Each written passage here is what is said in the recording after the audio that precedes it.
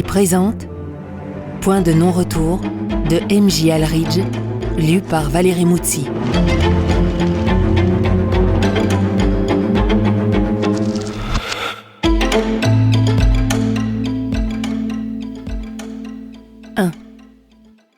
Je m'appelle Jodie Haynes. Ils savent qui je suis, mais ils m'obligent quand même à le dire. Tête baissée, je marmonne le nom, rouge comme une pivoine. J'ai tout changé chez moi. Ma coupe de cheveux, mon style vestimentaire, même ma façon de parler. Mais mon nom, je ne peux pas m'en défaire. Ils remplissent les formulaires sans me quitter des yeux. C'est le 3e foyer d'accueil pour mineurs dans lequel je suis placée et chaque fois on me dévisage comme une bête curieuse.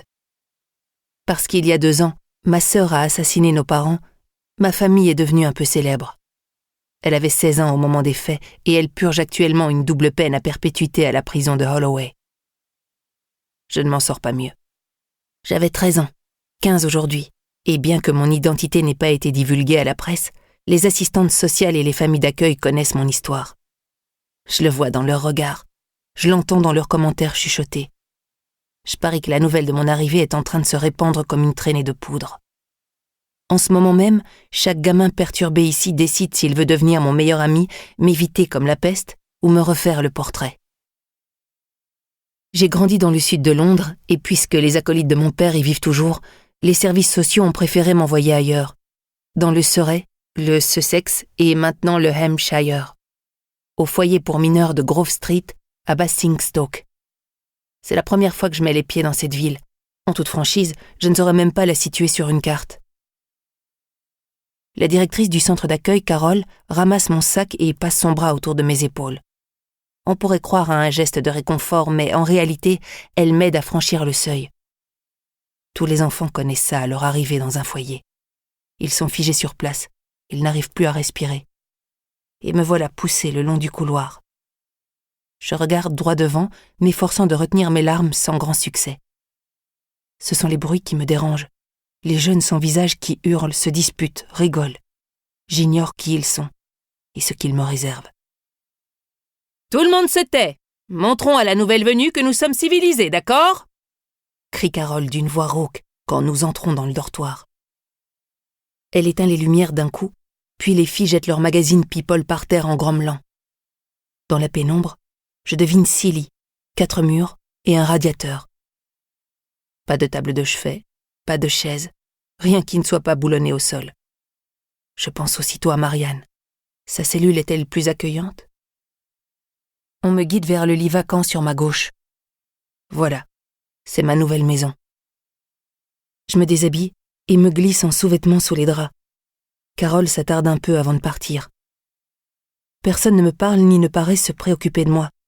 Je surprends quand même la fille dans le lit en face du mien en train de me fixer. Je me tourne de l'autre côté, remonte la couverture sur ma tête, fin de dormir. Mais tous mes sens sont en ébullition. Je sens l'odeur de la peinture fraîche et le parfum du déodorant bon marché. Je garde les yeux grands ouverts. Au bout d'un moment, je m'endors, pour me réveiller peu après en sursaut quand je sens le lit bouger. Je me redresse d'un bond. Une fille est en train de fouiller dans mon sac. « Hé !» Elle ne lève même pas la tête. J'essaie d'attraper mon sac, mais elle me repousse avec force. Elle est massive, elle mesure au moins 1,78 m et elle est toute en chair et muscles. J'envisage une nouvelle tentative de récupérer mon sac. Tous mes biens, ayant un tant soit peu de valeur marchande, ont disparu depuis longtemps, mais s'y trouvent encore des photos de Marianne auxquelles je tiens. C'est elle ?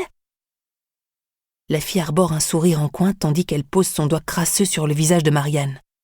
Elle tient la photo que Sparky a prise de nous deux devant la salle de jeu Merryman. Alors ? Elle me frappe dans les côtes, agite la photo sous mon nez. Et tout à coup, celle-ci lui est arrachée des mains.